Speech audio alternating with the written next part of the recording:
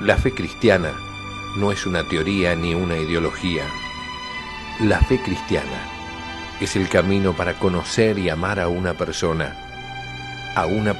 que vive, a Jesucristo.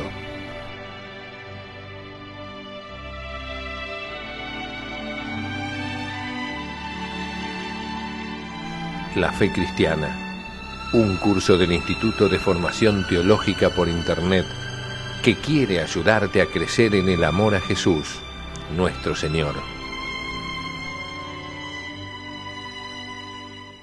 En el nombre del Padre, y del Hijo, y del Espíritu Santo. Amén. Queridos amigos, nuevamente juntos en este programa, en este curso, en estas clases o lecciones, la fe cristiana. Quienes han venido siguiendo la programación saben que estamos desarrollando los temas que tienen que ver con la teología moral, y hoy vamos a desarrollar el decálogo. Vamos a comenzar con los 10 mandamientos. Haremos una pequeña introducción a los 10 mandamientos en general y luego comenzaremos a desarrollar el primer mandamiento. En los próximos programas, Dios mediante, iremos desarrollando los siguientes hasta finalizar y terminar con este ciclo con la última parte del catecismo, que es la oración. Las últimas 2 lecciones de estos 31 temas, son 40 en total, tienen que ver con la oración. El decálogo, recordamos todos, nos lo dio nuestro Padre Dios por intermedio de Moisés en el monte Sinaí.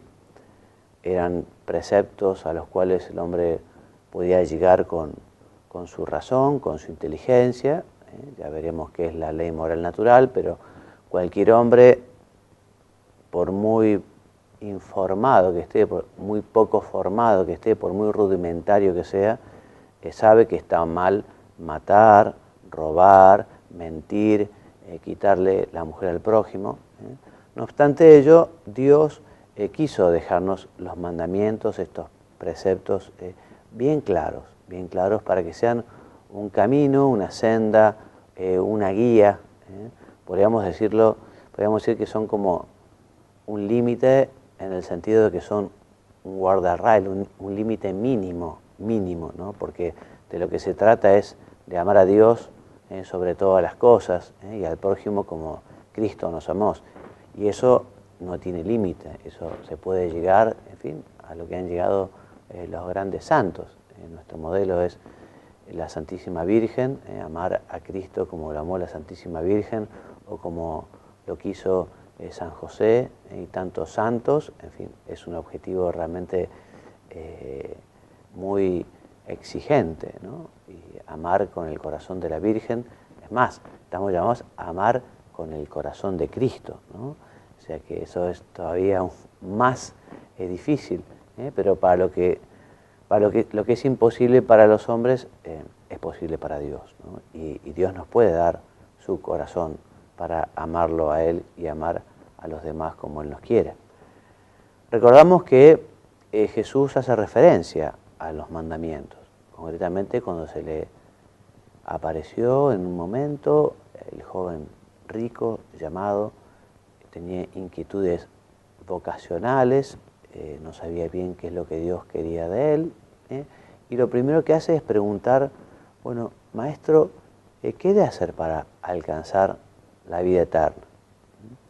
Cuenta la Escritura que Jesús lo miró con cariño y le recordó en primer lugar cuáles eran justamente los mandamientos. Y le dijo, no matarás, no cometerás adulterio, no robarás, no levantarás falso testimonio, honra a tu padre y a tu madre. Todo esto nos lo cuenta Mateo en su capítulo 19. Y este joven que ya los vivía desde chico, bueno, preguntó, ¿qué más? ¿No? ¿Qué más? Y bueno, allí fue cuando Jesús le dijo, bueno, entonces anda, vende todo lo que tenés, dáselo a los pobres y seguime, ¿no? Y ahí fue cuando este joven no se animó y se fue triste, como dice en latín, habit tristis, el ave triste. Se fue triste porque no se animó a entregar todo y seguirlo a Jesús. Y el Señor dirá, bueno, qué difícil es que un rico entre en el reino de los cielos, ¿no?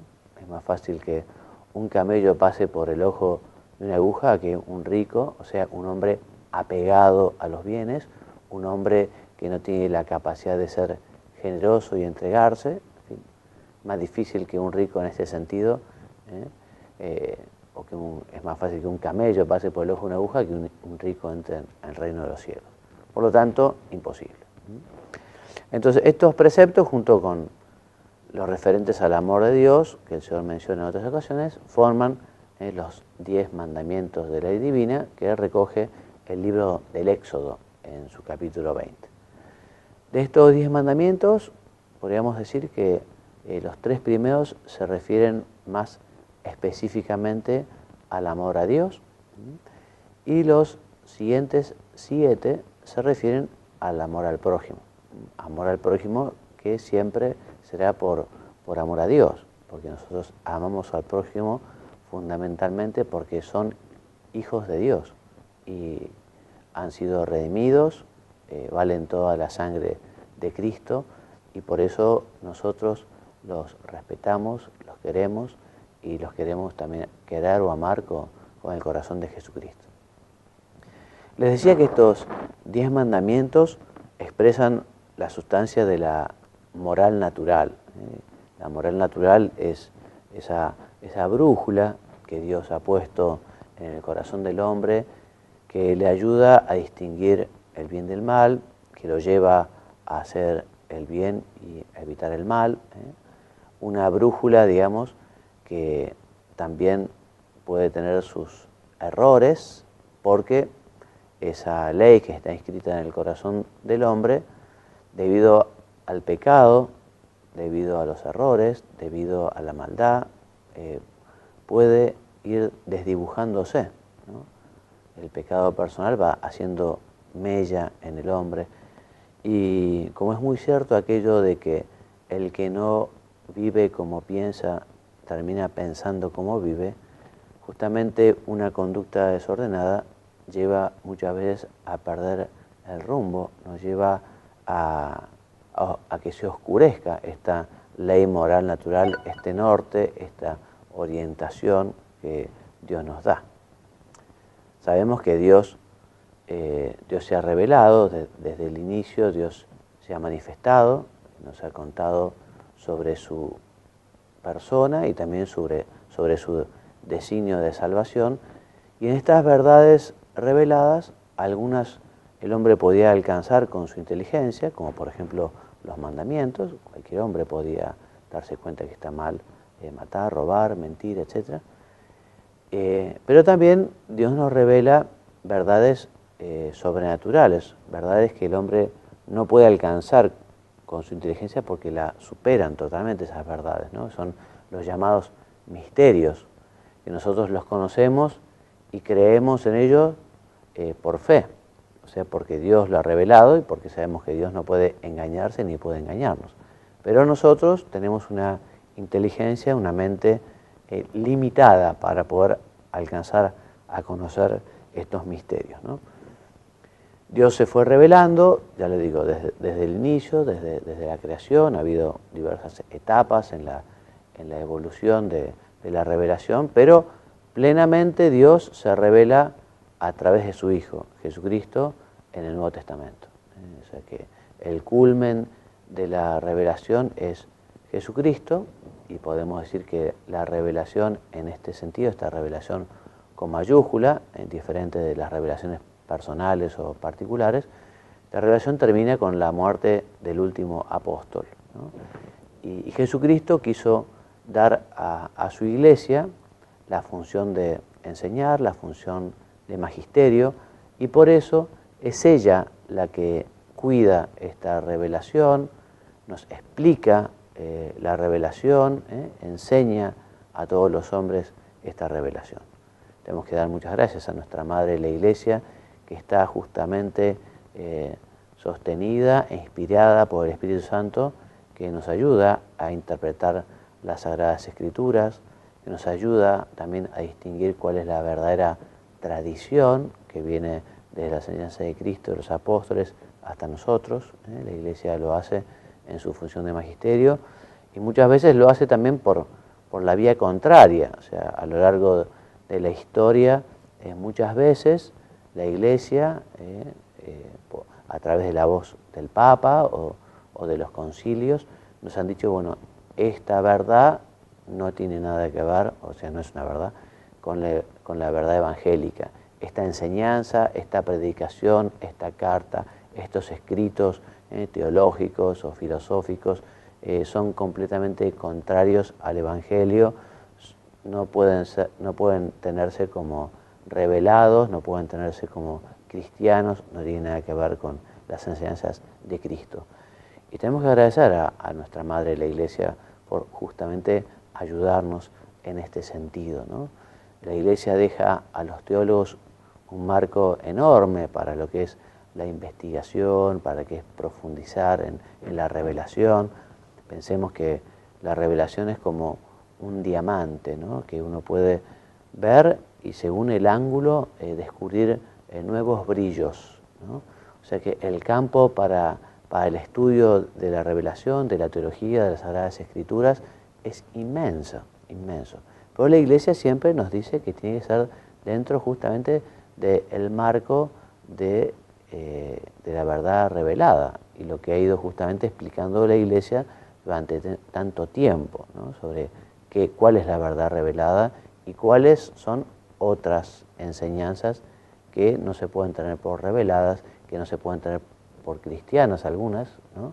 En fin, hay algunas que se oponen directamente, otras quizás sean muy buenas, pero quizás no sean reveladas o consecuencias de la revelación de Dios. Bueno, existen algunos mandamientos que establecen qué es lo que hay que hacer, como por ejemplo santificar las fiestas. En este sentido, en la antigüedad, con la revelación a Moisés y en el libro del Éxodo, en el Antiguo Testamento, la forma de santificar las fiestas era cumpliendo con el sábado.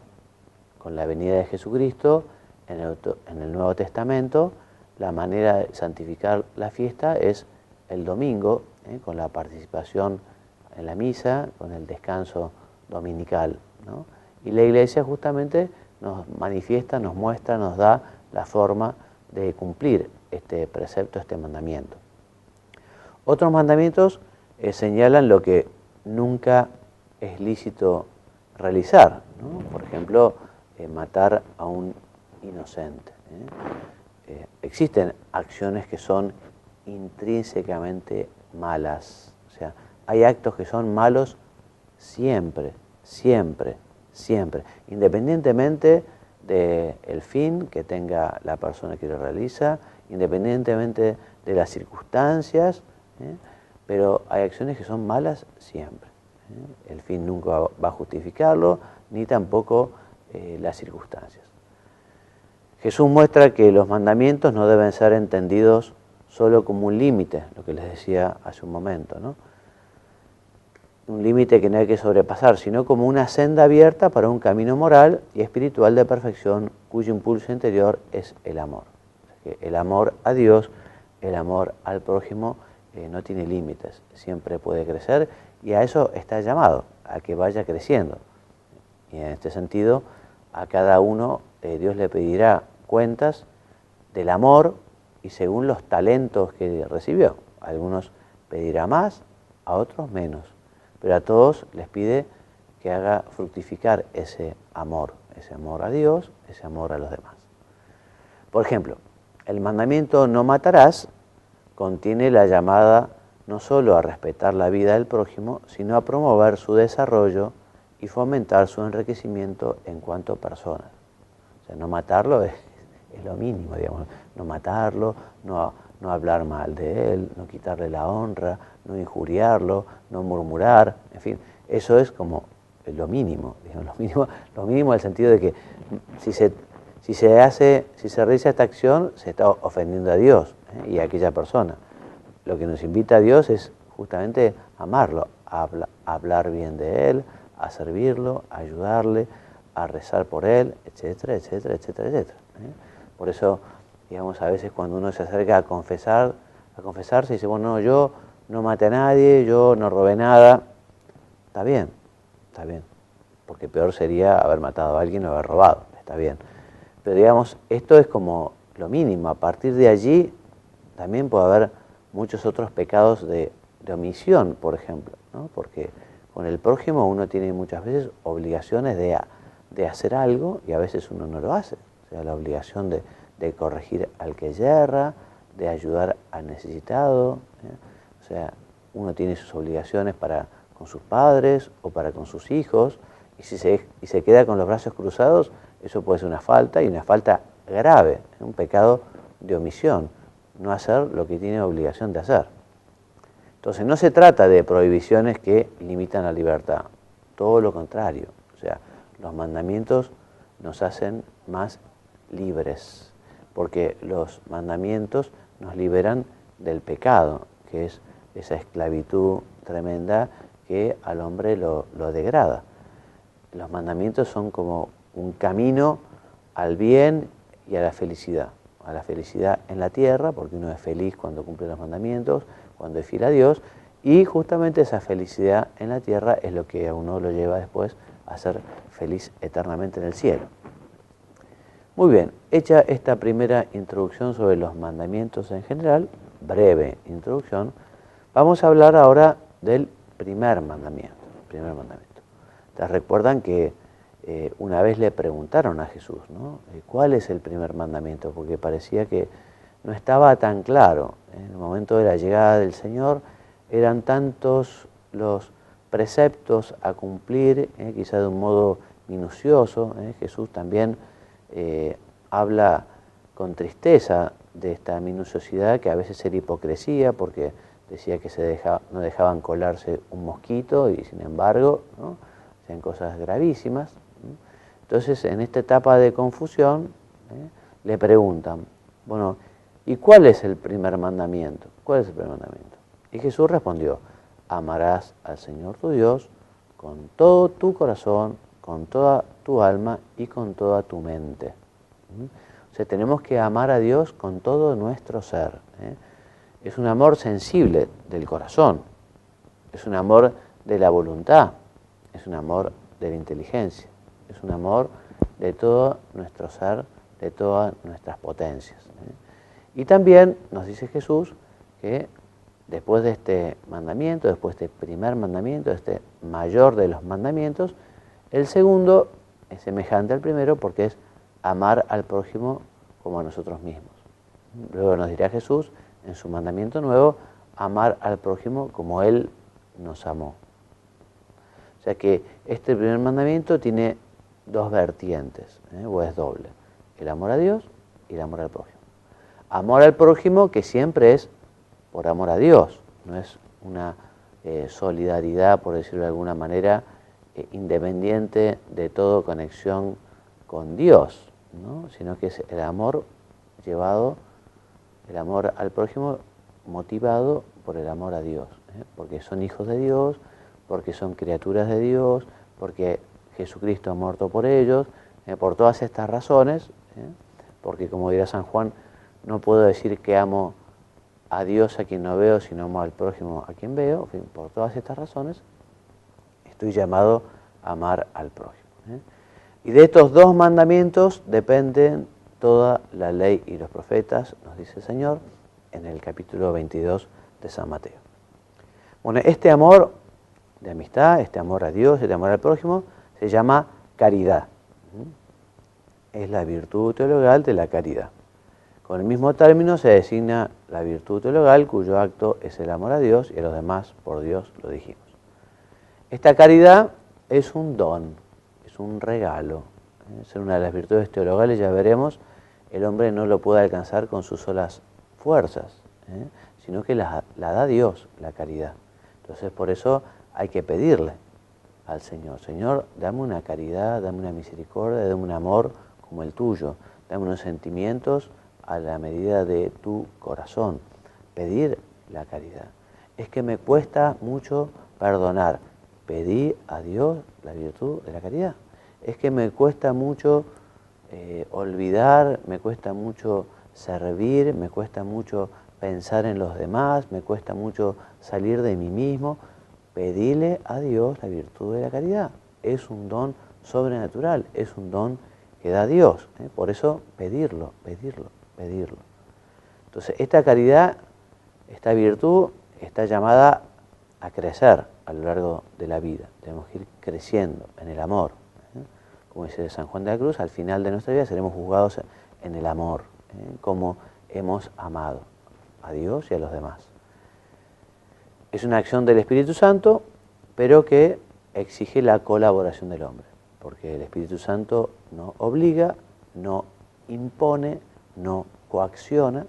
Si nosotros estamos bien dispuestos, si nosotros queremos realmente vivir la caridad y lo pedimos, y estamos abiertos a la gracia, entonces el Señor nos la dará y podremos vivir conforme a Dios esta virtud.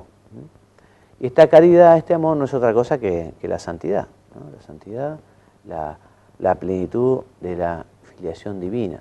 Somos hijos de Dios, por ser hijo de Dios tengo todo el amor a Dios, por ser hijo de Dios correspondo, devuelvo, trato de devolver el amor que Dios me tiene, por el amor que Dios me da, yo también amo a los demás porque soy hijo suyo, porque son hermanos míos. Está llamada a progresar la caridad, pero también puede disminuir. Lamentablemente, la libertad nos da esta posibilidad, ¿no? El pecado venial va debilitando la caridad, el pecado mortal corta la amistad con Dios, como si pusiéramos una barrera, como si cerráramos una cortina metálica, como si le diéramos la espalda. O sea que el pecado tiene esta consecuencia tan triste, ¿no? Perder la caridad. Es como si estuviéramos muertos en lo que se refiere a la gracia sobrenatural.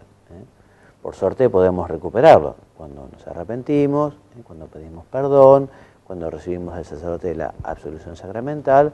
Bueno, recuperamos la caridad, recuperamos la gracia, recuperamos la amistad con Dios, volvemos a tener esos méritos que teníamos, volvemos a tener más otros méritos nuevos. Bueno, entonces la caridad, es importante recordarlo, es ordenada. La caridad es ordenada. Primero Dios, después los demás, por amor a Dios, y después también nosotros mismos. Pues ya veremos que existe un amor a uno mismo que es ordenado, que es virtuoso. Un amor a uno mismo por amor a Dios. El amor a Dios tiene que manifestarse también en actos, ¿no? En actos internos, en actos externos. El amor se tiene que demostrar con obras. Obras son amores y no buenas razones. Una primera idea es que si amamos a Dios, tenemos que elegirlo como fin último de todo lo que hacemos. O sea que nos tenemos que mover por amor a Dios. Tenemos que tener ese deseo enorme de hacer lo que Dios quiera, de hacer su voluntad, de hacerlo por Él, de hacerlo con Él, de hacerlo para su gloria también, ¿no? Lo contrario a la gloria de Dios es la vanagloria, la gloria vana que no sirve para nada. Nosotros tenemos que hacer las cosas con rectitud de intención, por amor a Dios, por amor a los demás, no por amor propio. Y si se nos mete un poco el orgullo, el amor propio, decirle, Dios mío, si esto me salió bien, fue por tu ayuda. Gracias, Señor, por tu ayuda. Y será lógico que muchas veces las cosas no salgan bien, porque si nosotros tratamos de ser serios, y trabajamos y estudiamos y tomamos las cosas a pecho, lógicamente saldrán bien. Por eso no da derecho a vanagloriarse. Eso es lo que tiene que llevar a decir, bueno, gracias Señor porque me ayudaste y con tu ayuda pude hacer esto que es bueno. Esto de rectificar la intención con frecuencia es una acción, una actitud muy, muy positiva, ¿no? Cuando nos salen las cosas bien. Deo omnis gloria, para Dios toda la gloria. No ha de ser un fin, no ha de haber un fin superior a este. Si no sirve para la gloria de Dios, ¿para qué sirve? Para nada. Ningún amor se puede poner por encima del amor de Dios. Por eso tenemos que tener ese interés de decir, bueno, que todos mis afectos, que todos mis amores puedan estar también en el corazón de Jesús. Si un afecto es malo, si un afecto es desordenado, si un amor es un amorío porque es egoísmo, porque va contra la ley de Dios, entonces tenemos que desecharlo, ¿no? Desecharlo porque ¿para qué vamos a querer algo que contraría al querer de Dios, a la voluntad de Dios, a sus mandamientos? No, para nada. Por eso rectificar la intención y luchar contra esas malas inclinaciones, contra esos malos amores, contra esas tentaciones. Quien ama a su padre, a su madre, más que a mí, dice San Mateo, no es digno de mí. Y quien ama a su hijo o a su hija más que a mí, no es digno de mí. Uno puede decir, bueno, qué difícil que es, o sea, amar a Dios más que a su padre o a su madre. Yo cuando era chico, me acuerdo, no sé, estaría en primero o segundo grado, me entró como un conflicto, no sé, quizás fuera en preparación para la primera comunión, ¿no? Y, bueno, y yo me preguntaba, yo creo, ¿lo quiero más a Dios que a mi papá o a mi mamá? Bueno, después entendí que sí, que uno puede querer mucho, mucho, mucho a sus padres, y el caso rarísimo sería, bueno, que quizás los padres a uno lo invitaran o lo obligaran a hacer algo contra la voluntad de Dios, o algo que es pecaminoso. Entonces allí sí, justamente uno cumpliría la voluntad de Dios y no respetaría la decisión de los padres si va contra la ley de Dios. Bueno, vamos a llegar hasta aquí vamos a llegar hoy. Dios mediante, en el próximo programa continuaremos hablando del primer mandamiento para finalizar este tema. Ojalá también esta clase te sirva o nos sirva para el examen de conciencia. Después ya veremos cuáles son los pecados contra este mandamiento, cuáles son las virtudes de este mandamiento, y bueno, y eso ayuda al examen de conciencia y ver si tenemos que rectificar, si tenemos que pedir perdón, si tenemos que confesarnos de algo o mejorar, en fin. Bueno, gracias por estar allí. Nos veremos entonces la semana que viene, Dios mediante, y me despido enviándoles la bendición. Que Dios los bendiga y los haga muy santos.